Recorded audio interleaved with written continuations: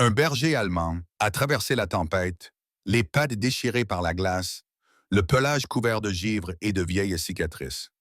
Personne ne s'attendait à ce qu'il survive. Pourtant, là-bas, sous la neige écrasante, trois officiers gisaient ligotés et mourants, abandonnés dans ce silence.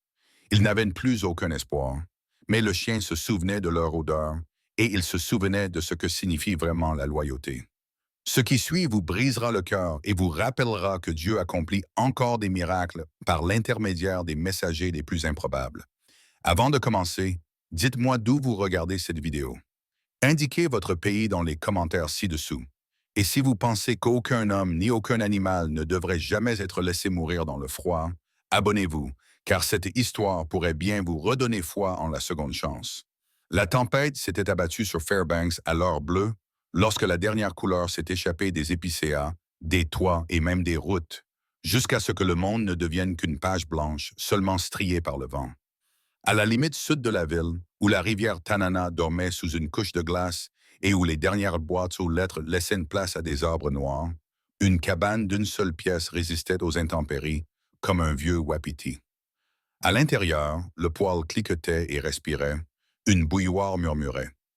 Marcus Hale, ancien marine américain, se tenait devant la petite fenêtre dont le verre était devenu opaque à cause du froid et du temps, regardant la neige tomber en biais devant les avant-toits. Il avait 37 ans, de longues jambes et des épaules carrées, le genre de silhouette athlétique que l'on garde quand on continue à empiler son propre bois et à courir avant l'aube. Son visage rasé de près était buriné par le soleil des champs et l'éclat arctique. Ses cheveux noirs étaient coupés courts, comme si le coiffeur de la base pouvait l'inspecter à tout moment. Ses yeux gris étaient plus calmes que durs. Les habitants de la ville se souvenaient de lui comme d'un homme poli mais avare de mots. Un homme qui écoutait deux fois avant de parler une fois. Le combat avait inscrit en lui une économie permanente de mouvement, de parole, de confiance. Après son troisième séjour à l'étranger, un convoi nocturne qui avait mal tourné lui avait laissé une petite cicatrice en forme de croissant à la tempe et l'habitude de dormir avec ses bottes à portée de main. Il avait aussi des côtés plus doux, l'instinct de préparer du thé pour les visiteurs et de réparer tout ce qui pouvait l'être avec ses mains et sa patience. À ses talons, le chien se leva comme s'il avait lu dans les pensées de Marcus. Ranger était un berger allemand au pelage noir et foncé, âgé de 5 ans, dont la fourrure reflétait la lumière de la lampe comme une rivière reflète la lune. Ses oreilles se dressaient comme des siècles, et ses yeux étaient d'un ambre sérieux qui semblait garder l'inventaire de chaque porte dans l'ombre. Il venait d'un maître chien à la retraite qui jurait qu'il était né en connaissant 3 langues. L'anglais, les signaux de la main et les ennuis. Une fine ligne argentée marquait une patte avant où le fil avait autrefois mordu trop près. Il se déplaçait sans boiter, mais lorsque le vent tournait, il penchait la tête comme s'il écoutait un souvenir. Ranger aimait le travail plus qu'il n'aimait dormir. Il vivait pour les énigmes olfactives, pour le cliquetis d'une boucle, pour le moment où une voix humaine passait du calme à l'urgence, et il pouvait convertir cela en mouvement. Pour les étrangers, il pouvait ressembler à une statue sculptée dans l'attention. Pour Marcus, il était un battement de cœur recouvert de fourrure. Dehors, le temps continuait à faire sa longue et basse musique contre les rondins. C'était l'une de ces nuits de Fairbanks qui réécrivait la distance. La lumière du porche voisin pouvait être à 1 kilomètre ou à 100 kilomètres. Même l'aurore, qui avait été une fine main verte un peu plus tôt, avait replié ses doigts en un point et avait disparu. Marcus versa le contenu de la bouilloire dans une tasse ébréchée et se demandait s'il fallait vérifier le tuyau du chauffage de la serre avant le matin, quand on frappa à la porte, 2 fois, puis 3 fois. Ce n'était pas le coup de poing amical d'un voisin qui avait vu votre camion et s'était arrêté pour vous saluer, mais le coup urgent d'une paume. 3 coups. Encore 3. Encore 3. Geers leva la tête si vite que l'étiquette de son collier cliqueta. Le chien n'aboya pas. Il écouta d'abord, puis se dirigea vers la porte et s'y posta. Un grognement grave dans sa poitrine, moins une menace qu'une question. Identifiez-vous. Marcus ne se précipita pas. Il posa la tasse, prit la lourde lampe torche sur la table et tourna le bouton de la lampe jusqu'à ce que la mèche émette une lueur plus douce. Marcus Hale se tenait dans l'embrasure de la porte de la cabane, sa large silhouette se découpant sur un ciel gris terne, scrutant le monde enneigé devant lui. Derrière lui, les autres se préparaient en silence, leurs mouvements lourds de fatigue, mais motivés par la nécessité. Le plan était fixé. Ils prendraient l'ancienne motoneige de Marcus et partiraient en traîneau vers le poste de secours du glacier Tanana. C'était la seule chance pour Blake d'éviter des dommages permanents dus aux gelures. La motoneige était entreposée dans un hangar près de la cabane, sa peinture éraflée par des années d'hiver en Alaska, mais toujours solide. Marcus l'avait gardée pleine d'essence et bien entretenue, même s'il l'utilisait rarement. Son capot rouge cabossé portait des éraflures causées par des branches d'arbres, et ses patins métalliques étaient ternis par la rouille. Pourtant, lorsque Marcus tira sur la corde, le moteur toussa, puis rugit, un son aussi rugueux qu'une tronçonneuse, mais suffisamment régulier pour inspirer confiance. À l'arrière était attelé un traîneau en bois au côté haut, recouvert de couvertures que Marcus avait dénichées dans son débarras. Kara Jensen se déplaçait avec un calme efficace tandis qu'elle vérifiait l'attelage, sa grande silhouette penchée contre le vent. Elle avait attaché ses cheveux blonds striés en une tresse basse, cachée sous la capuche doublée de fourrure de son parka, ses yeux vert pâle plissés contre l'éblouissement de la neige. C'était une femme habituée au risque, et la position de ses épaules suggérait qu'elle ne se faisait aucune illusion sur les dangers qui l'attendaient. Blake était emmitouflé dans 2 manteaux et des couvertures, le visage pâle et tiré, mais l'esprit obstinément éveillé. « Je peux marcher », insistait-il faiblement, bien qu'il puisse à peine se tenir debout sans l'aide de Reed. Ses cheveux noirs, humides de sueur, collaient à son front malgré le froid. Sa mâchoire tremblait, plus de frustration que de froid. Reed, plus large et plus âgé de près de 10 ans, resserra la sangle qui attachait Blake au traîneau. Son visage était marqué par la fatigue, mais ses mouvements étaient prudents et ses yeux noisettes vigilants. C'était le genre d'homme qui portait silencieusement le poids de la culpabilité, et bien qu'il parlait peu, il était clair qu'il se reprochait d'avoir poussé Blake trop fort la veille. Marcus enfila des gants en cuir épais, ses yeux gris se plissant tandis qu'il testait la neige avec le bout d'un bâton. Elle était ferme, mais il connaissait trop bien le terrain pour s'y fier complètement. « Nous irons lentement. Jensen, tu montes devant avec moi.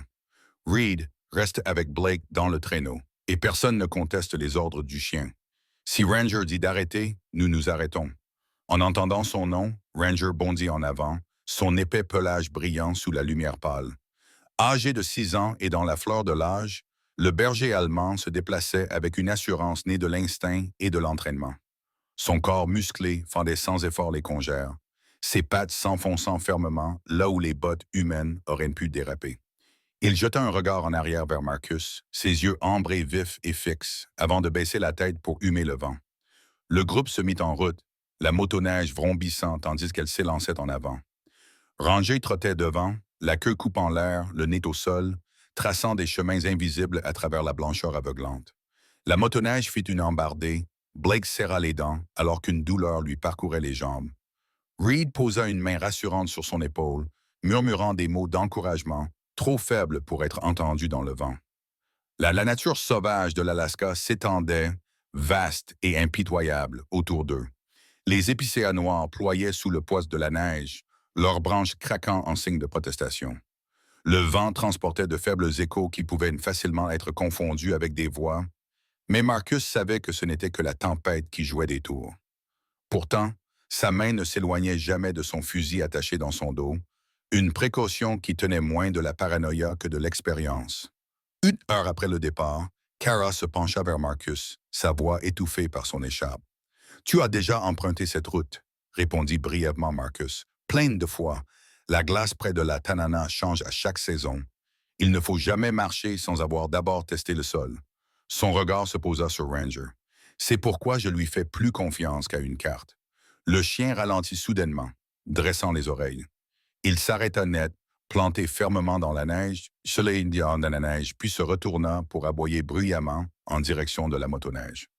Marcus réagit instantanément, coupant les gaz, la machine ralentissant jusqu'à tourner au ralenti. La motoneige s'arrêta brusquement, Reed retenant Blake à bout de bras. « Qu'y a-t-il » demanda Kara, scrutant la blancheur devant eux. Marcus ne répondit pas, se contentant de descendre et de se diriger vers Ranger. Le chien se tenait au bord d'une étendue de neige qui ne semblait pas différente des autres. Mais lorsque Marcus enfonça son bâton dans la neige, celui-ci s'enfonça instantanément dans le vide. Il se pencha prudemment en avant et entendit le faible bruit de l'eau grogner en dessous. Un rappel que la rivière Tanana coulait toujours sous sa couche de glace. « La glace est fine, » marmonna Marcus. « Elle nous aurait engloutis tout entiers. » Blake déglutit péniblement, le visage pâle et bouleversé. Reed ferma brièvement les yeux en signe de remerciement silencieux. Kara s'accroupit à côté de Marcus, étudiant la fracture. « Il t'a arrêté à temps, » dit-elle doucement, le regard fixé sur Ranger. Marcus passa une main gantée sur la tête du berger, la voix basse. « Il m'a sauvé plus de fois que je ne peux compter. » Ils changèrent d'itinéraire, Marcus contournant largement la fracture cachée, Ranger les guidant sur un sol plus ferme. La tension restait palpable, mais la confiance dans l'instinct du chien grandissait à chaque pas. Blake, luttant contre des vagues d'épuisement, murmura « Il savait avant nous tous, comme s'il pouvait sentir le danger. » Reed lui serra l'épaule, approuvant sans un mot. Le voyage s'éternisait, le vent se renforçait, la neige leur coupant le visage comme des éclats de verre. Kara changeait souvent de position, scrutant les arbres avec la vigilance aiguë d'un chasseur. Une fois, elle crut apercevoir un mouvement dans les bois, une ombre sombre sur fond blanc, mais lorsqu'elle se retourna, il avait disparu. Elle garda ses soupçons pour elle, ne voulant pas accabler Blake davantage. Lorsque le ciel commença à s'assombrir à nouveau, ils avaient franchi la partie la plus dangereuse. Ranger trottait devant, la langue pendante, le corps fatigué, mais déterminé. Marcus ralentit la machine pour économiser du carburant, et Kara posa une main sur son bras. « Il ne peut pas courir éternellement, » dit-elle. La voix de Marcus était calme, mais résolue. Il s'arrêtera quand il saura qu'il est en sécurité. Pas avant. Derrière eux, Blake avait finalement sombré dans un sommeil agité, la tête appuyée contre l'épaule de Reed. Le policier plus âgé ajusta la couverture pour mieux le couvrir, son expression s'adoucissant malgré le froid intense. Alors qu'ils continuaient leur route, Marcus ne pouvait se défaire du sentiment que les ombres de la forêt ne les avaient pas complètement quittés. Mais pour l'instant, ils étaient encore en vie, portés par le ronronnement du moteur et la loyauté inébranlable d'un chien qui les avait une fois de plus tout sauvés. La motoneige avançait régulièrement sur la plaine gelée, son moteur grondant contre le vent implacable. Le ciel était devenu d'un gris plombé profond, le crépuscule tombant tôt sur la nature sauvage de l'Alaska. Marcus Hale plissa les yeux contre les flocons de neige qui le piquaient, ses mains balafrées agrippant le guidon avec une discipline inébranlable. Kara Jensen était assise derrière lui, les yeux scrutant l'horizon, la posture tendue comme un arc bandé. Derrière eux, dans le traîneau, Reed était penché sur Blake, resserrant les couvertures autour du corps frêle de son jeune partenaire. Ranger courait en tête, sa silhouette noire et brune fendant les congères comme une boussole vivante. Bien que sa respiration fût désormais lourde, des nuages de vapeur s'échappant de son museau, son allure restait régulière, ses yeux ambrés toujours fixés sur le chemin devant lui. Sa loyauté était une force visible, plus forte que la tempête elle-même. Marcus pouvait la sentir, une attache invisible s'étirant du chien à l'homme, les tirant vers l'avant même lorsque le doute les rongeait. Alors que le rugissement du moteur se confondait avec le vent, Marcus remarqua soudain que Ranger tournait brusquement la tête vers la gauche. Les oreilles dressées, la queue raide. Il aboya une fois, brièvement et vivement, puis à nouveau, de manière plus pressante. Marcus ralentit instinctivement, se dirigeant vers le chien. La motoneige s'arrêta dans un tremblement, le traîneau secoué, Blake gémissant doucement sous le choc. « Qu'y a-t-il » cria Kara par-dessus le vent, bien qu'elle ait déjà vu le berger creuser la neige, le nez pressé contre une forme à peine visible sous la neige. Ranger aboya furieusement, puis saisit une manche déchirée entre ses dents, tirant avec une férocité qui trahissait son désespoir. Marcus descendit de la motoneige en quelques secondes, ses bottes s'enfonçant profondément dans la neige. Il s'agenouilla à côté de la forme. Le faisceau de la lampe torche éclaira un visage pâle à moitié enfoui dans la glace, les lèvres teintées de bleu, les yeux fermés. L'uniforme de l'homme était déchiré, son insigne à moitié caché sous la neige. « Officier Daniels », halta Reed depuis le traîneau, la voix brisée. Il trébucha en avant, le souffle coupé, et tomba à genoux à côté de Marcus. Oh mon Dieu, il est vivant. Marcus appuya 2 doigts contre le cou de l'homme à la recherche d'un signe de vie. Pendant un instant, un silence pesant s'installa, puis il sentit un pouls faible, mais présent. Il est vivant, confirma Marcus. Son ton était sec, mais non dénué de soulagement. Daniels était plus jeune que Reed, mais plus âgé que Blake, il avait environ 30 ans. Son visage, émacié par l'exposition au froid, était encadré par des cheveux châtains courts recouverts de givre. Son corps était mince, sa silhouette suggérant l'endurance. Mais à présent, il semblait fragile, brisé par la tempête. Ses lèvres tremblaient au rythme de sa respiration superficielle. Sa veste d'uniforme, elle était déchirée au niveau du coude, là où Ranger l'avait agrippé. Les yeux de Reed brillèrent. Nous pensions t'avoir perdu. Sa voix se brisa à nouveau, et sans hésiter, il saisit la main glacée de Daniels. Blake remua faiblement depuis le traîneau, sa voix. Daniels, ses yeux s'ouvrirent un instant à ce son. Ils étaient noisettes, ternis par l'épuisement, mais toujours reconnaissants. Un faible son s'échappa de sa gorge, quelque chose entre une toux et un murmure. Marcus se pencha plus près, mais ne parvint pas à distinguer les mots. Nous allons le mettre sur le traîneau, dit Marcus, maintenant. Il glissa ses bras sous le corps frêle de Daniels et le souleva avec la force acquise par un marine. La tête de Daniels se reposa contre l'épaule de Marcus, son souffle effleurant la parka de l'homme plus âgé. Kara se précipita pour stabiliser les couvertures tandis qu'il le descendait dans le traîneau à côté de Blake. Reed s'accroupit près d'eux, les mains tremblantes, et recouvrit ses 2 partenaires de la couverture, son corps les protégeant du vent. Blake, bien qu'à peine conscient lui-même, tendit la main à travers les couvertures pour toucher le bras de Daniels. Ses yeux se remplirent de larmes et ses lèvres esquissèrent un faible sourire malgré la douleur. « Nous sommes ensemble, murmura-t-il, sa voix presque perdue dans la tempête. La poitrine de Red se souleva et il se pencha pour serrer les 2 hommes dans une étreinte brutale. Pendant un long moment, les 3 uniformes restèrent blottis les uns contre les autres dans le traîneau, meurtris mais vivants, s'agrippant les uns aux autres comme pour se protéger du monde glacial qui tentait de les engloutir. Marcus recula, ses yeux gris désormais plus doux, sans rien dire. Il se contenta de regarder Ranger, qui haletait à proximité, la poitrine soulevée, la langue pendante, mais les yeux brillants de quelque chose de plus que l'instinct, de la fierté, du triomphe.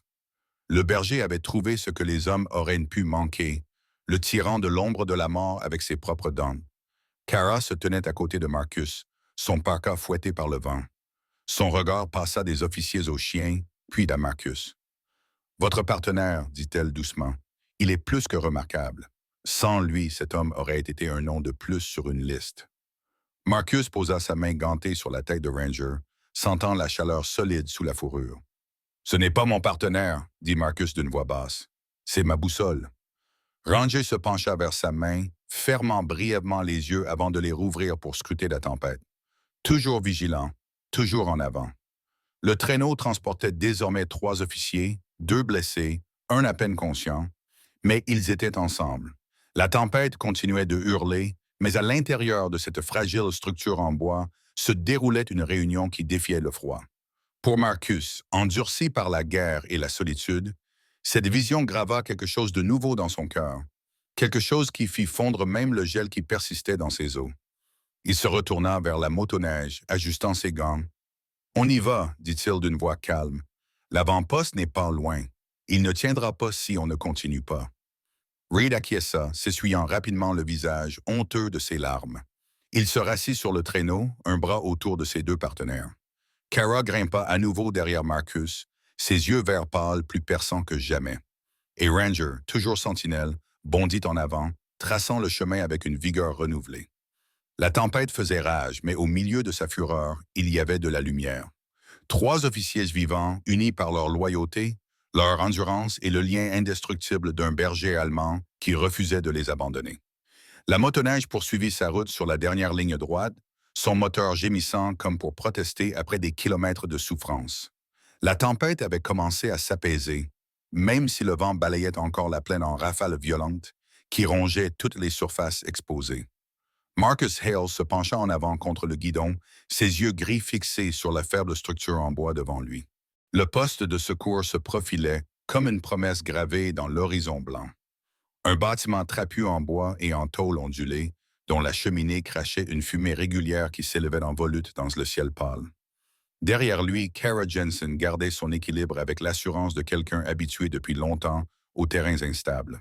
Ses yeux verts pâles scrutinent le monde enneigé avec une vigilance inébranlable. Dans le traîneau, Reed se penchait sur Blake et Daniels, ajustant les couvertures et leur murmurant des mots d'encouragement.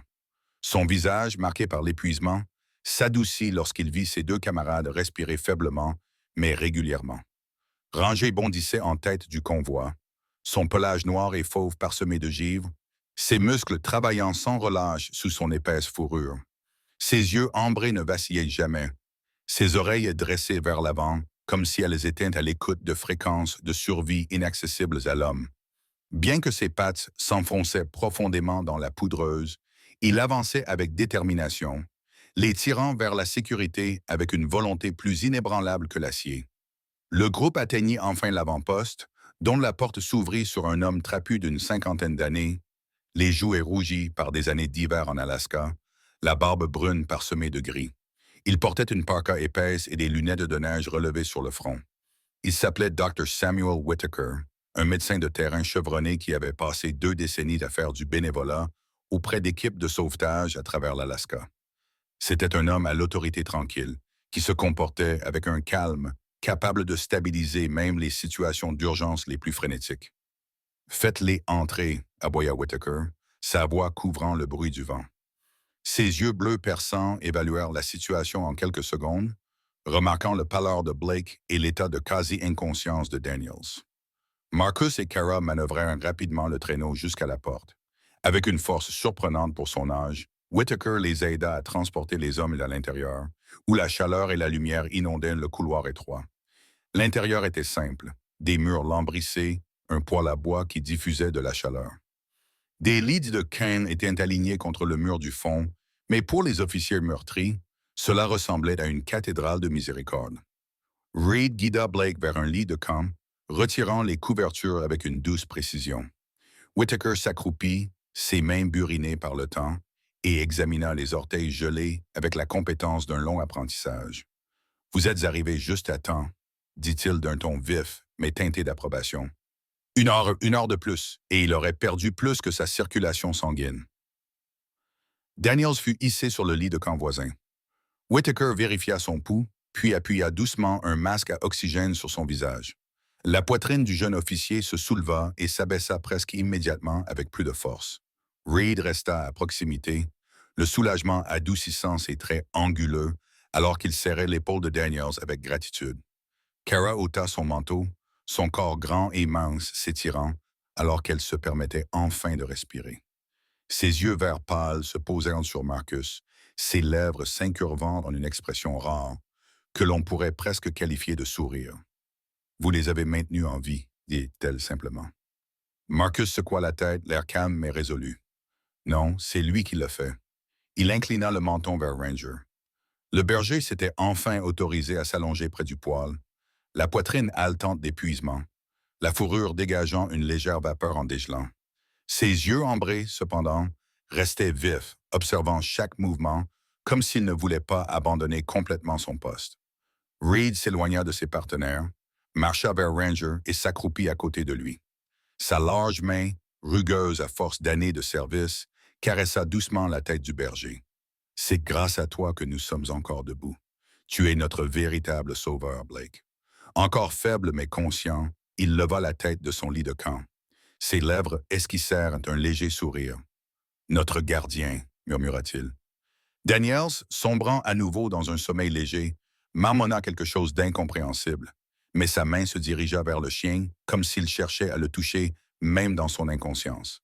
Kara s'agenouilla également, ses longs doigts caressant le pelage du dos de Harrier. Peu d'hommes ou d'animaux auraient pu braver cette tempête. Mais toi, tu nous as guidés. Tu nous as donné de l'espoir alors que la neige voulait l'ensevelir. Un par un, ils lui touchèrent la tête. Reed, Carrera, même Marcus, bien que ce soit lui qui s'attarda le plus longtemps. Ranger ferma brièvement les yeux, son corps se détendant sous le poids de l'affection, sa queue battant doucement contre le plancher. Pour Marcus, ce moment était plus que de la gratitude. Voir il avait appris au cours d'années aussi utile que difficile qu'une minute de réflexion supplémentaire pouvait lui éviter une semaine de regrets.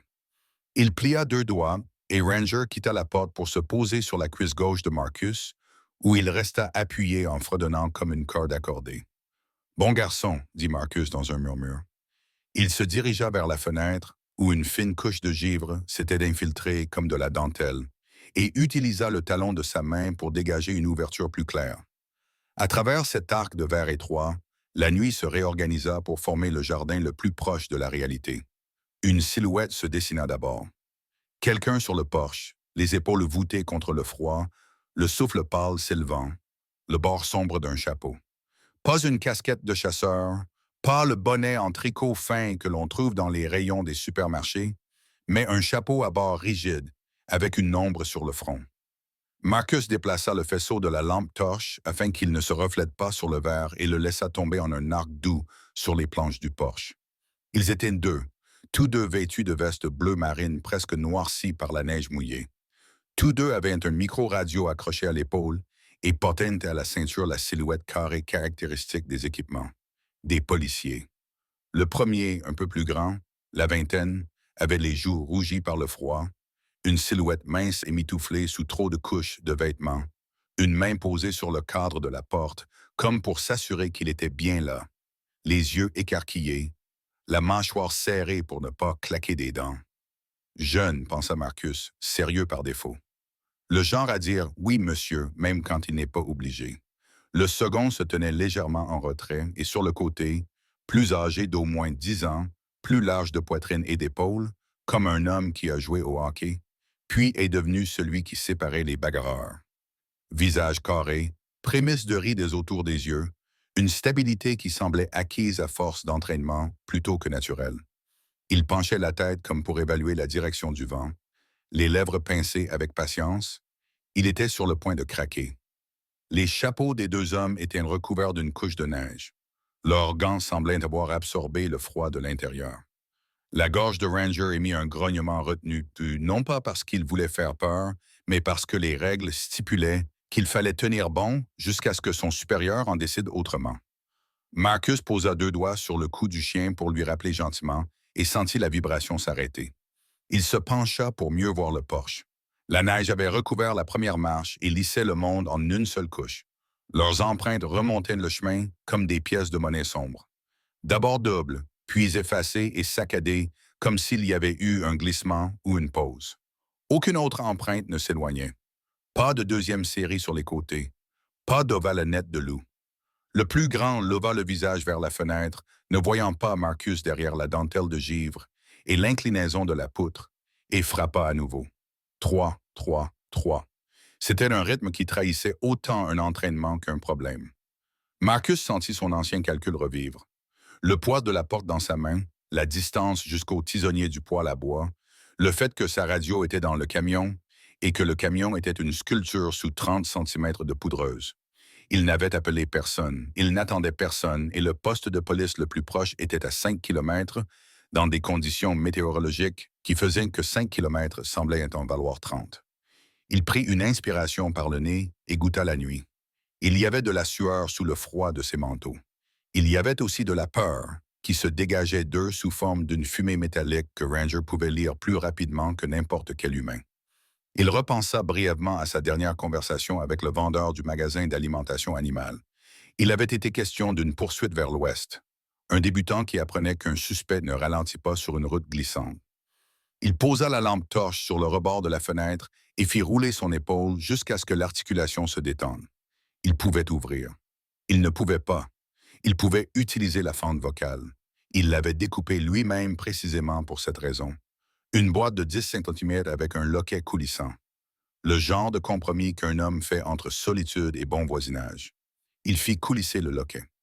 La petite porte à l'intérieur de la porte s'est ouverte d'un coup sec dans un soupir, tandis que l'air chaud embrassait l'extérieur comme une bénédiction gaspillée. « Ne bougez pas, dit-il sans élever la voix. Dites ce que vous voulez. » Le plus grand sursauta à l'imprévu d'une voix provenant d'un morceau de bois. Ses yeux se posèrent sur la fente, puis sur l'homme plus âgé, qui s'avança, les mains gantées légèrement écartées pour montrer qu'il ne tenait rien. La voix du plus âgé était saccadée et embrumée. Des agents en route, perdus de vue dans le brouillard. Répéteur radio irrégulier. Nous avons vu votre lumière. Nous avons besoin d'un abri. 10 minutes juste pour nous repérer. Il se pencha un peu plus près et Marcus aperçut un badge recouvert de neige sur le bord. L'étoile générique sans inscription lisible sous cet angle et le cuir de la ceinture de service pâli par le souffle gelé. Le plus jeune déglutit et tenta un sourire qui pouvait être une excuse, de la gratitude, ou les deux. Il tremblait de tout son corps, de cette manière involontaire qui inquiète les médecins. Rangé s'avança jusqu'à ce que le bord de sa muselle touche presque le métal de la fente. Son nez travaillait. Il inspira l'air et le tria comme un bibliothécaire trie le chaos. Du papier ici, du fil là, jusqu'à la peur, la fatigue et l'odeur âcre de l'adrénaline. Ses oreilles se dressèrent à quelque chose au-delà du porche. Un changement dans le vent peut-être, ou le silence des petits animaux qui survient lorsqu'une présence plus importante pénètre dans les arbres. Il n'aboya pas. Il fit ce que Marcus et lui avaient mis au point ensemble. Il appuya son épaule contre le tibia de Marcus, comme pour dire « Je suis là, je tiendrai le côté droit. » « Vos noms ?» demanda Marcus. Il n'avait pas besoin qu'ils soient vrais pour l'instant. Il avait besoin de la façon dont un nom est porté. Stable, évasif, en colère, effrayé, pour lui dire ce qu'il avait besoin de savoir. Le plus âgé ne donna que son prénom, d'un ton sec, une habitude née de la discipline de la radio. Le plus jeune répéta d'une voix qui essayait d'être plus forte qu'elle ne l'était. Les syllabes étaient claires, sans le bredouillement d'un mensonge. Marcus adoucit son regard, une astuce qu'il avait apprise avec les chiens sauvages. Regarder, mais pas comme un prédateur regarde. Il observait leurs épaules plutôt que leur visage, leurs mains plutôt que leurs paroles. Aucun des deux hommes ne se dirigeait vers sa ceinture. Aucun n'essayait de regarder derrière lui dans la cabine. Tous deux avaient cette posture fatiguée des gens dont l'esprit a dépassé leur corps depuis des heures. Dans une autre vie, il aurait ouvert la porte en grand d'un seul coup. Dans celle-ci, on apprend à écouter la frontière entre la compassion et la prudence, et à la franchir. « La tempête tourne, dit-il. Vous n'atteindrez pas l'avant-poste à pied si vous vous trompez sur la distance. » Il pouvait sentir le souffle de Hare sur son mollet, sentir les muscles du chien tendus comme les cordes d'une harpe. « Monsieur, dit le plus âgé, et ce n'était pas tant une marque de rang qu'un respect bref pour l'homme qui représentait la chaleur et la sécurité. « S'il vous plaît. » Le vent changea de direction, projetant la neige sous le petit toit et faisant grincer les planches du porche. Quelque part dans les bois, une branche se détacha et tomba dans sa propre tombe blanche avec un bruit sourd et lourd. Marcus referma la petite porte, non pas brutalement, mais avec le genre de détermination qui permet de clore une conversation. Il verrouilla la porte avec son pouce et se tint debout, la paume de la main posée sur le gros verrou au-dessus. Son esprit parcourut à nouveau la distance. La bouilloire sur la cuisinière, la couverture sur la chaise, la trousse de premier secours sous le banc, la petite couche de givre sous le rebord de la fenêtre. Il voyait aussi clairement que s'il s'agissait d'une photographie tirée d'un manuel scolaire, comment une bonne action peut mal tourner et comment une action retardée peut devenir une erreur en soi. Il connaissait la physique de l'hypothermie et les mathématiques de la confiance. Et il connaissait peut-être plus que quiconque la vieille règle des Marines qui n'avait sa place nulle part dans la vie civile, sauf dans des nuits comme celle-ci. Tu es responsable de la porte. Ranger poussa un petit grognement, le son qu'il faisait lorsqu'une odeur se mêlait à un bruit pour former une menace. Il n'était pas sûr. Il était sûr qu'il avait besoin que Marcus décide. Marcus souleva le loquet principal juste assez pour que la porte s'ouvre d'un mouvement fluide s'il le décidait et croisa le regard du chien. « Doucement, dit-il à voix basse à lui-même, aux deux silhouettes qui devenaient plus humaines et plus fragiles à chaque seconde passée dans le froid. À travers la vitre, une rafale de vent se leva et pendant un instant, il eut une vision claire et nette d'eux. Les cils du plus jeune étaient recouverts de givre. La bouche du plus âgé formait une fine ligne de contrôle, un taureau face à la peur. Pas de troisième paire de pas dans les escaliers, pas de rire provenant des arbres. Pas d'embuscade dans leur posture. Juste deux hommes dans une nuit qui pouvait basculer. L'animal le plus fier demandant à un étranger à la lisière de la ville la plus simple des miséricordes humaines, de la chaleur. Marcus haussa légèrement les épaules. Un marin testant une porte contre une tempête et respirant le genre de souffle qui choisit une route. La tempête pressait son visage contre la cabane comme un géant curieux. La queue de Hares balaya lentement ses épaules, suspendue entre grognements, garde et fuite. La main de Marcus se resserra sur le verrou. Il n'avait pas encore ouvert la porte. Mais dans la charnière, dans la petite miséricorde de l'hésitation, le chapitre trouva sa fin. Un marine et son chien à la frontière entre la prudence et la compassion. Les coups résonnaient encore dans le bois. La nuit retenait son souffle. Le verrou glissa avec la résignation silencieuse d'un homme faisant un choix qui, il le savait, allait façonner la nuit. Marcus Hale ouvrit la lourde porte en bois et la tempête s'engouffra dans la cabane, projetant de la neige à travers l'entrée. Deux hommes trébuchèrent sur le seuil dans un souffle d'air glacial, leurs bottes traînant des mottes de neige blanche sur le plancher en bois. Ranger aboya une fois, d'un ton aigu comme une sonnette d'alarme, avant de tourner autour d'eux, le nez frétillant, la queue raide, les épaules en avant, avec ce mélange particulier de suspicion et de devoir qui faisait de lui plus qu'un simple animal de compagnie. Marcus referma rapidement la porte, capturant le vent dans son souffle, et remit le loquet en place. Le plus jeune des deux visiteurs s'affaissa contre le mur le plus proche, haletant, les dents claquant. C'était l'officier Blake, comme il le balbutia plus tard lorsque Marcus lui demanda son nom. Blake ne pouvait pas avoir plus de 23 ans. Grand mais mince, son visage était pâle sous le masque rouge vif des engelures qui fleurissaient sur ses joues. Ses cheveux noirs collaient en boucles humides à son front. Ses yeux étaient écarquillés et brillants, comme ceux de quelqu'un qui avait couru trop longtemps sous l'effet de la peur et de l'adrénaline. Il se comportait avec un mélange de fierté et de fragilité, comme le genre de novice qui voulait prouver qu'il avait sa place.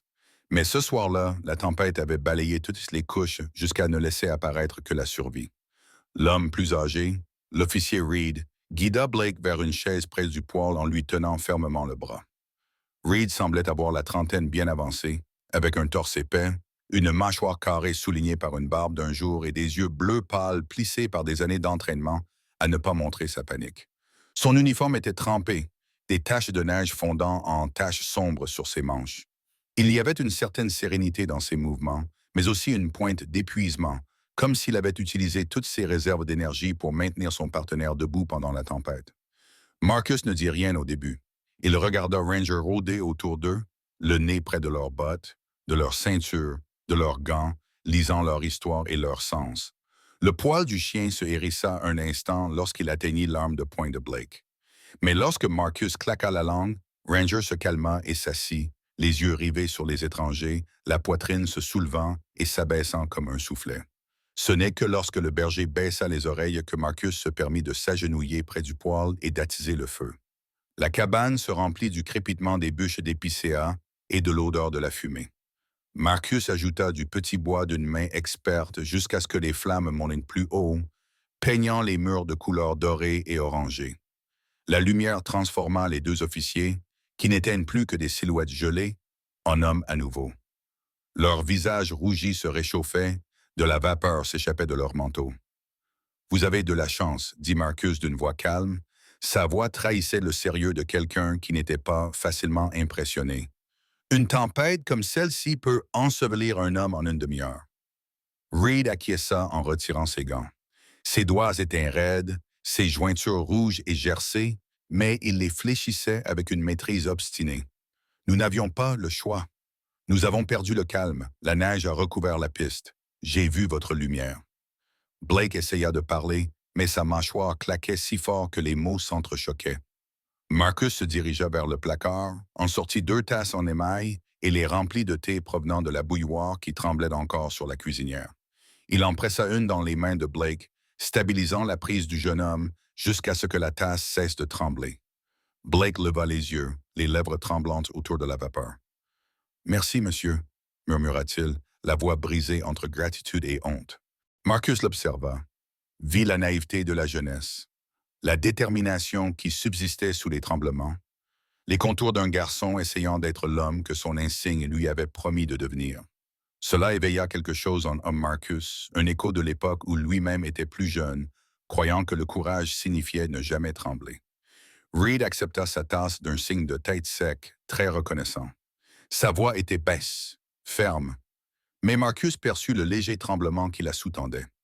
Des années d'expérience pouvaient masquer la peur, mais l'épuisement avait tendance à faire tomber les masques. Ils burent en silence pendant un moment. Les seuls bruits étaient le crépitement de la résine dans le poêle et la respiration lente et délibérée de Reed. Marcus s'adossa contre le comptoir, les bras croisés, ses yeux gris acier ne les quittant pas. Par habitude, par instinct, peu importe, il avait appris que le danger ne s'annonçait pas toujours.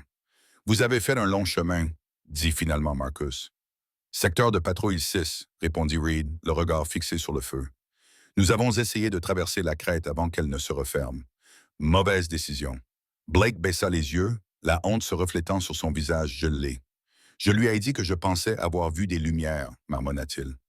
L'expression de Reed s'adoucit, laissant apparaître une infime faille dans son apparence endurcie. Peu importe, nous sommes ici maintenant. Marcus laissa ces mots en suspens. Le poêle crachait des étincelles qui claquaient contre le fer. Dehors, le vent s'acharnait contre la cabane, cherchant des failles. Il leur avait donné de la chaleur et du thé, mais pas sa confiance. Ranger le sentait aussi. Restant à son poste près de l'âtre, les oreilles dressées, le regard perçant. Le chien se leva une fois, s'approcha de Blake et renifla les bottes du garçon, puis revint vers Marcus en gémissant faiblement, comme pour lui faire part de ce que son nez avait trouvé. Une peur froide, de la fatigue, mais aucune tromperie.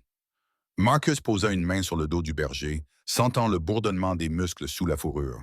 « Tu vas te réchauffer, » dit Marcus après une pause. « Mais la tempête n'est pas terminée. » Il posa son regard sur la fenêtre où le givre recouvrait la vitre, derrière laquelle il n'y avait que l'obscurité et la neige qui tombaient. « Tu ferais mieux de garder tes forces, et nous ferions mieux de rester vigilants. » Reed soutint son regard, calme, respectueux, mais il y avait quelque chose derrière, quelque chose qu'il n'était pas encore prêt à dire.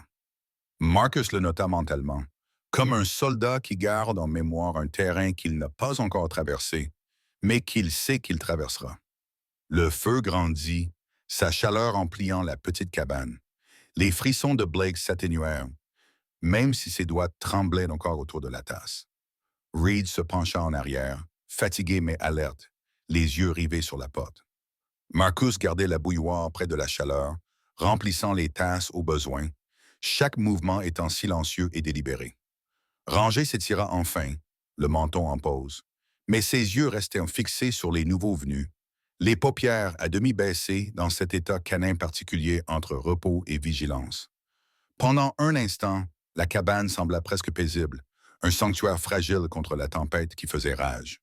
Pourtant, Marcus sentait le poids de la nuit peser sur les murs, lui rappelant que l'abri n'efface pas le danger, il ne fait que le retarder. Il ne dit rien de plus. Il laissa le feu parler, la neige battre le monde extérieur et ses instincts mijoter. Quelque chose dans l'air lui disait que ce n'était pas fini. Le feu rugissait depuis une demi-heure, dévorant les bûches d'épicéa avec une voracité qui rivalisait presque avec celle de la tempête. Marcus Hale gardait le silence, évaluant les deux policiers avec le regard froid d'un homme qui avait appris depuis longtemps que les gens en révèlent plus dans le silence que sous le feu des questions. L'agent Reed semblait plus stable maintenant, même si son uniforme fumait dans ses champs et que ses yeux avaient le regard fixe de quelqu'un qui s'efforçait de rester calme depuis trop longtemps. L'agent Blake, en revanche, bougeait sur sa chaise comme un homme qui perdait pied à chaque respiration. Cela commença par des tremblements. Au début, Marcus pensa que c'était simplement le froid qui quittait lentement le corps de Blake. Mais les frissons devinrent plus violents, secouant ses épaules. Ranger, qui était allongé sur le tapis, le menton posé sur ses pattes, leva la tête et grogna doucement. Non pas par menace, mais par malaise. L'instinct du berger allemand percevait la souffrance aussi clairement que l'odeur. Ses yeux ambrés se fixèrent sur le jeune agent, puis, avec un aboiement soudain qui déchira l'air, il se leva et se pressa contre la jambe de Blake. Blake sursauta, renversant presque ce qui restait de son thé. Son visage était devenu cireux, décoloré, à l'exception des taches fiévreuses de gelure sur ses joues. Marcus réagit rapidement et s'agenouilla devant lui. Lorsqu'il toucha la botte de Blake, le jeune homme tressaillit. Marcus retroussa le cuir humide et jura doucement entre ses dents. Le pied en dessous était enflé, pâle, avec deux orteils déjà gris au bout. Une gelure classique qui menaçait de s'aggraver. Tu aurais dû t'arrêter plus tôt, marmonna Marcus, d'un ton ni cruel ni doux, mais factuel, comme un médecin qui décrit une blessure. Reed se pencha en avant, l'inquiétude gravée sur son visage fatigué. Il disait qu'il pouvait continuer. J'ai continué à nous pousser. Je pensais que l'avant-poste était plus proche. Sa voix trahissait la culpabilité d'un homme habitué à porter les autres. Blake essaya de se redresser. Je ne voulais pas le retenir. Ses mots tremblaient d'épuisement, la détermination d'un garçon enveloppé dans l'insigne d'un homme. Marcus ne perdit pas plus de temps. Il se dirigea vers le banc près du mur et en sortit une trousse de secours usée, de couleur olive. Le genre de choses qu'il n'avait pas déballé depuis qu'il avait quitté l'armée, mais qu'il n'avait jamais eu le cœur de jeter. La toile était effilochée, les boucles ternies, mais à l'intérieur, les fournitures étaient rangées avec une précision militaire. Il en sortit un rouleau de gaz, un pot de vaseline et une couverture thermique. « Enlève tes bottes et tes chaussettes », ordonna-t-il. Blake hésita, gêné. « Ce n'est pas… » Marcus l'interrompit d'un regard. « Tu veux marcher demain? Alors tais-toi et ne bouge pas. » Le garçon obéit, les dents serrées. Marcus travailla rapidement, massant le pied pour rétablir la circulation sanguine, l'enveloppant de vaseline, puis le bandant avec de la grille avant d'enfiler une chaussette en laine sèche qu'il gardait dans la trousse. Il répéta le processus avec l'autre pied, moins endommagé, mais déjà en danger. Reed observait chaque mouvement, silencieux, comme s'il mémorisait la procédure pour une nuit future. Ranger était assis près de lui, la tête penchée, pressant parfois son museau contre le bras de Blake, comme s'il voulait lui transmettre sa chaleur par la seule force de sa volonté. La présence rassurante du chien semblait calmer l'officier plus que le feu ou les soins. Blake expira bruyamment, une main tremblante flottant près du dos de Ranger avant de finalement s'y poser. Le berger ne broncha pas, il l'accepta comme un serment. Marcus vérifia ensuite le pouls du jeune homme, appuyant deux doigts sur son poignet. Rapide, trop rapide. Le cœur battait comme un marteau essayant de s'échapper de sa forge. Il fronça les sourcils. Vous êtes en hyperthermie. C'est peut-être plus qu'une simple gelure. Vous avez dépassé le stade de l'épuisement. Reed prit alors la parole, la voix rauque. Nous suivions des traces de pas. Nous les avons perdus dans les congères. Quand j'ai réalisé à quel point il était mal en point, nous étions trop loin de la voiture de patrouille. Marcus leva brusquement les yeux. Vous avez laissé votre véhicule enseveli dans le fossé. Les radios ont grillé à cause de la glace. La bouche de Reed se tordit de frustration. Nous devions continuer à avancer. Marcus ne discuta pas. Les faits étaient les faits. Il enveloppa soigneusement les pieds de Blake, puis tira une couverture de la couchette et la posa sur lui. L'officier s'affaissa davantage dans le fauteuil, le soulagement adoucissant ses traits, même si ses yeux restaient voilés. « Tu vivras, » dit Marcus d'un ton neutre. « Si vous vous reposez, si vous ne forcez pas à nouveau. Une heure de plus dans cette tempête, et vous auriez perdu plus que vos orteils, » dit Blake en déglutissant, la gorge serrée. « Merci. » Les mots étaient simples, mais la façon dont il les prononça traduisait le poids d'un homme peu habitué à être sauvé. Marcus se leva, s'étira le dos et jeta une autre bûche dans le feu. Des étincelles jaillirent de la cheminée. Il jeta un coup d'œil vers la fenêtre. Le givre recouvrait de plus en plus la vitre. La tempête n'avait pas l'intention de s'apaiser. Reed se pencha en arrière et se frotta le visage avec les deux mains. « Nous vous devons plus que du thé. J'aurais dû m'en douter. » Marcus ne répondit pas. Il versa une autre tasse et la tendit à Reed, puis s'accroupit à nouveau près du feu, fixant les flammes comme si elles pouvaient répondre aux questions qu'il n'était pas prêt à poser. Ranger s'installa entre Blake et Marcus, un œil sur le novice, l'autre sur la porte, comme s'il pouvait partager sa loyauté sans l'affaiblir. Le temps s'écoulait au rythme des craquements et des gémissements occasionnels des poutres. La respiration de Blake ralentit, ses yeux se fermèrent. Marcus vérifia une fois de plus son pouls, puis acquiesça avec une satisfaction réticente. Reed bougea, son expression oscillant entre le soulagement et l'inquiétude, comme un homme qui savait que le repos serait de courte durée. La tempête continuait de faire rage à l'extérieur, mais à l'intérieur de la cabane, l'air était doucement chaud. Marcus sentait néanmoins la tension de la vigilance le tirailler. La nuit avait amené 2 officiers à moitié gelés à sa porte, et il leur avait donné du feu et des bandages, mais quelque chose au fond de lui disait que ce n'était que le début. Le berger leva soudain la tête, les oreilles dressées vers un bruit lointain. Marcus le sentit aussi, un bourdonnement dans la tempête. Subtil, mais bien présent. Il tendit la main vers, oh, la lampe de poche à nouveau. Non pas parce qu'il comptait s'en servir, mais parce que les vieilles habitudes ne meurent pas dans les nuits calmes. Ranger poussa un gémissement doux, puis appuya son poids contre la jambe de Marcus. Le message était clair. Reste prêt. Les yeux gris de Marcus s'attardèrent sur les 2 hommes qui se réchauffaient dans sa cabane, puis revinrent vers le feu. Il les avait maintenus en vie cette nuit, mais demain serait une autre histoire. Le feu s'était réduit à des braises incandescentes lorsque les oreilles de Rare se dressèrent. Son corps se raidit en un instant. Ses yeux ambrés se plissèrent sur la fenêtre givrée, un grondement sourd gonflant dans sa gorge comme un tonnerre promettant d'éclater. Marcus Hale le sentit avant de le voir, le genre d'avertissement que seul l'instinct d'un soldat et les sens d'un chien pouvaient délivrer. Il posa la bouilloire qu'il était en train de remplir et traversa la petite cabane en 3 enjambées, les planches craquant sous ses bottes. Il posa une main sur les larges épaules de Rers, calmant la nervosité tremblante du chien, puis tira le rideau juste assez pour révéler le monde extérieur balayé par la tempête. Le faisceau de la lampe torche traversa la neige en arc acéré jusqu'à ce qu'il tombe sur un mouvement, une silhouette, grande et instable, debout au-delà de la lisière des arbres. La forme s'attarda un instant, puis disparut dans le tourbillon blanc. Marcus serra les mâchoires. Cela aurait pu être un effet de lumière ou la fatigue, mais il faisait davantage confiance à l'instinct de Rares qu'à ses propres yeux fatigués. Blake remua dans le fauteuil, la peau toujours pâle sous la couverture que Marcus avait enroulée autour de lui. Il se redressa avec effort, le visage empreint de confusion. Qu'y a-t-il? Sa voix était rauque, comme si le gel s'accrochait encore à ses poumons. Il y a quelqu'un dehors, dit Marcus d'un ton neutre. Il garda le faisceau lumineux braqué sur les arbres, cherchant à apercevoir quelque chose une seconde fois. Reed se leva de sa chaise, les épaules raides, après des heures de tension. C'était un homme d'une trentaine d'années, de corpulence moyenne, mais les rides autour de ses yeux trahissaient de longues nuits et des choix difficiles. Il resserra sa veste, bien que de la vapeur s'en dégageât encore légèrement là où elle avait séché. Non, on n'a pas été suivi, marmonna-t-il, mi à lui-même, mi à Marcus. Marcus se retourna, ses yeux gris perçantes. Ce n'était pas une question.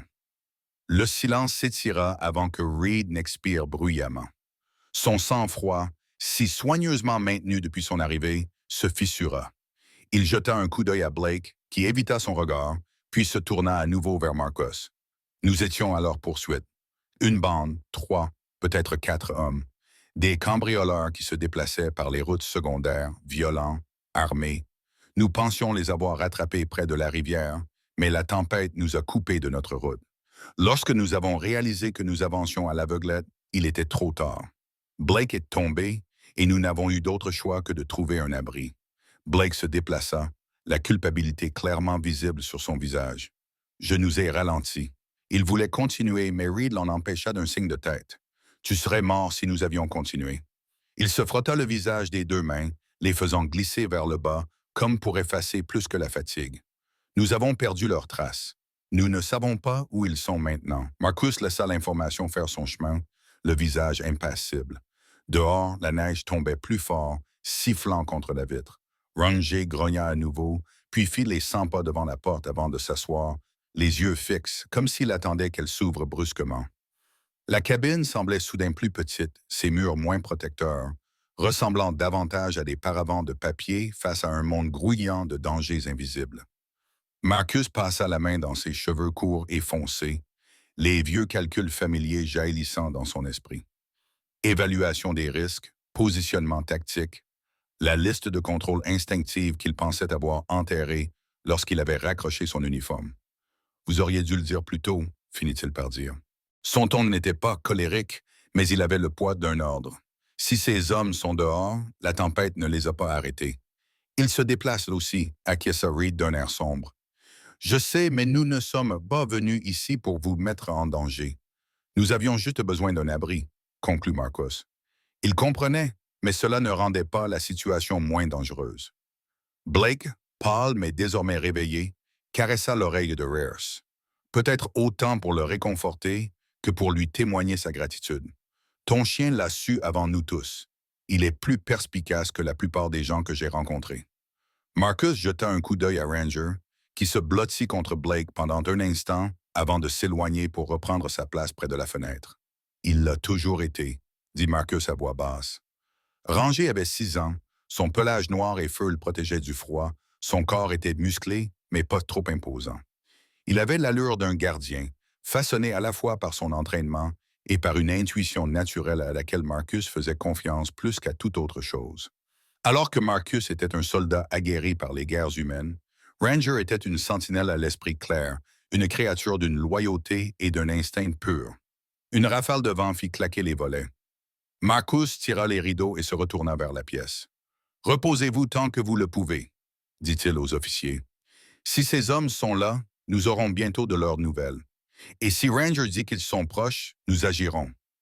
D'ici là, économisez vos forces. » Reed s'assit lentement, les épaules affaissées par plus que la fatigue. Blake s'adossa à la chaise, les mains encore légèrement tremblantes, et tira la couverture plus près de lui. Marcus retourna vers le feu et y ajouta une autre bûche, les flammes s'élevant suffisamment haut pour repousser l'obscurité qui pesait sur les fenêtres. Mais même si la chaleur envahissait à nouveau la cabane, un sentiment de malaise persistait. Un fil tendu traversait l'air, bourdonnant d'une menace invisible. Ranger ne s'allongea pas. Il se tenait debout près de la porte, le nez collé à la fente, un léger grognement encore dans la gorge. Ses oreilles remuaient à chaque changement dans la tempête. Son corps n'était pas tendu par la peur, mais par la vigilance constante d'un gardien qui avait choisi son poste. Marcus l'observa longuement. Dehors, la tempête rugissait, engloutissant le monde. À l'intérieur, 3 hommes et un chien attendaient, suspendus entre la lumière du feu et l'ombre. La nuit n'était pas terminée, et Marcus savait mieux que quiconque que les ombres signifiaient souvent plus que l'obscurité. L'aube se leva à contre-cœur sur Fairbanks, en Alaska. Les premières lueurs pâles filtrèrent à travers un ciel encore encombré de nuages de neige. La tempête s'était calmée pendant la nuit, mais des congères s'étaient accumulées contre les murs de la cabane, plongeant le paysage dans un lourd silence. À l'intérieur, le feu brûlait faiblement, projetant une faible lueur orange sur 3 hommes épuisés et le berger allemand vigilant qui avait refusé de dormir. Marcus se leva de sa chaise près de la cheminée, les articulations endolories par un sommeil agité, et passa instinctivement la main sur la cicatrice de son avant-bras, que le froid rendait toujours douloureuse. Il s'était assoupi sans retirer ses bottes, une habitude héritée de son passé militaire, prêt à se lever au moindre bruit. Ranger était couché près de la porte, son pelage noir et feu recouvert de cendres provenant de la cheminée, les yeux ambrés ouverts et alertes, même à cette heure matinale. Le bruit se fit entendre juste après le lever du soleil, 3 coups délibérés contre la porte en bois, pas frénétiques comme la nuit précédente, mais mesurés, presque officiels. Ranger se leva d'un bond, le poil hérissé, un grognement vibrant au fond de sa poitrine. Marcus se redressa, attrapa la lampe de poche sur la table, bien que la lumière du jour filtrait désormais à travers la fenêtre givrée, et s'approcha de la porte. Quand il l'ouvrit, le froid s'engouffra comme une lame, et là, sur le porche recouvert de neige, se tenait une femme. Elle était enveloppée dans un lourd parka gris anthracite qui lui tombait jusqu'aux genoux. La capuche doublée de fourrure était suffisamment rabattue pour révéler un visage marqué par la détermination et la fatigue. Ses traits étaient anguleux, avec des pommettes saillantes et des yeux verts pâles qui dégageaient une intensité prudente. Des mèches de cheveux blonds foncés striées d'argent aux tempes s'échappaient de sous un bonnet en laine. Elle semblait avoir la trentaine bien avancée, grande et mince, avec la posture de quelqu'un habitué à passer de longues heures dans des environnements hostiles. « Je m'appelle Kara Jensen », annonça-t-elle d'une voix ferme malgré le froid. « Je travaille pour le Bureau d'enquête de l'État et je suis chargé de retrouver 2 agents disparus, Blake et Reed. » Elle jeta un coup d'œil derrière Marcus, son regard se posant rapidement sur les hommes de l'intérieur. Un soulagement passa sur son visage, mais cela n'adoucit pas son ton prudent. Avant que Marcus n'ait pu répondre, Ranger se précipita en avant, se plaçant entre son maître et l'inconnu. Son grognement s'intensifia, un avertissement clair. Kara se figea, levant légèrement ses mains gantées. Doucement, mon garçon. Je ne suis pas là pour faire de mal à qui que ce soit. Marcus plissa les yeux. Il regarda Ranger s'approcher et faire le tour de Kara. Le chien pressa son museau contre sa parka, reniflant avec une précision experte. Pendant un instant, il resta immobile, puis, avec un petit souffle, il se détendit et remua 2 fois la queue. Il recula, sans plus montrer de menace, et jeta un regard approbateur à Marcus. Marcus baissa sa lampe torche, mais resta sur ses gardes. Tu as du travail ici, Jensen. Entre avant de mourir de froid, dit Kara en entrant et en secouant la neige de ses bottes. La chaleur de la cabane embua ses lunettes, qu'elle retira et glissa dans sa poche. Blake, toujours enveloppé dans une couverture, tenta de se lever mais vacilla, grimaçant de douleur à cause de ses jambes.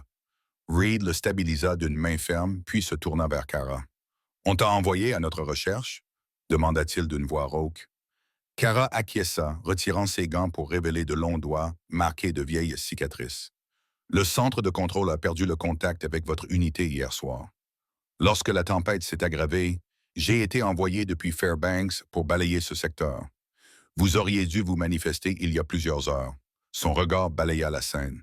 Le pâleur de Blake, la posture affaissée de Reed, Marcus debout comme une sentinelle et le feu qui brûlait faiblement. Son regard s'attarda le plus longtemps sur Ranger, qui se tenait toujours près de la porte, comme s'il attendait son prochain mouvement. Marcus croisa les bras sur son large torse. « Tu as voyagé seul jusqu'ici à travers cette tempête. »« J'ai vu pire, » répondit Kara d'un ton neutre. Il n'y avait aucune arrogance dans sa voix, seulement des faits. « J'ai suivi de faibles traces dans la neige, des ornières de pneus de voiture. Elles se terminaient dans un fossé. De là, j'ai continué à pied jusqu'à ce que j'aperçoive la fumée de votre cheminée. » Reed expira en secouant la tête. « Vous nous avez évité d'avoir à réfléchir à la marche à suivre. » Les yeux vert pâles de Kara se posèrent à nouveau sur Marcus. « Et vous êtes Marcus Hale, marine à la retraite, » dit-il simplement, d'une voix calme mais qui avait du poids. Une lueur de reconnaissance passa dans son regard. « Cela explique votre discipline. » Marcus ne répondit pas, se contentant de se diriger vers la cuisinière pour remplir la bouilloire. Ses mouvements étaient délibérés, vigilants. Kara ôta son manteau, révélant un pull bleu marine et un pantalon cargo foncé, des vêtements choisis pour leur résistance plutôt que pour leur apparence. Une arme de poing reposait sur sa hanche, dans son étui, mais prête à l'emploi. Elle se comportait avec un air pragmatique, le genre de femme qui avait depuis longtemps troqué le confort contre le devoir. Blake tenta de parler, mais sa voix faillit. Le regard perçant de Kara s'adoucit lorsqu'elle s'accroupit à côté de lui. « Vous avez mauvaise mine, officier. C'est grave. » Marcus prit la parole avant que Blake n'ait pu minimiser la vérité. « Des gelures aux 2 pieds. Il ne pourra pas marcher avant un certain temps sans traitement approprié. » Kara se redressa, la bouche pincée. « Alors ne perdons pas de temps. Emmenons-le au poste. »« Pas avec cette tempête, » dit Marcus en secouant la tête. « Vous avez déjà eu du mal à arriver jusqu'ici. Nous allons attendre que ça s'arrête, puis nous partirons. » Ranger aboya une seule fois, comme pour faire écho au jugement de son maître. Kara observa à nouveau le chien, cette fois avec quelque chose qui ressemblait à du respect. « Il me fait confiance, » dit-elle doucement. « Ça compte, non? » Marcus croisa son regard pour la première fois sans suspicion. « Oui, ça compte. » Un silence tendu s'installa dans la cabane. Le feu crépitait. Le hurlement de la tempête était atténué par la lumière du jour, mais sous tout cela persistait le poids des regards invisibles au-delà des arbres. Marcus n'avait pas oublié l'ombre qu'il avait aperçue dans la tempête. Reed non plus. Son regard se posa sur la fenêtre, sa main reposant près de son arme. Kara semblait le sentir aussi. « Tu les as vus, n'est-ce pas? » demanda-t-elle à Marcus. Il ne répondit pas directement, se contentant de remuer le feu, mais Ranger grogna doucement à la porte, et cela suffit comme réponse. Kara acquiesça d'un air sombre, remettant son manteau comme pour se préparer. « Alors nous ne sommes pas encore en sécurité, et nous ferions mieux d'être prêts. » La tempête s'était calmée en fin de matinée, mais le froid était plus vif à chaque rafale qui balayait les plaines ouvertes.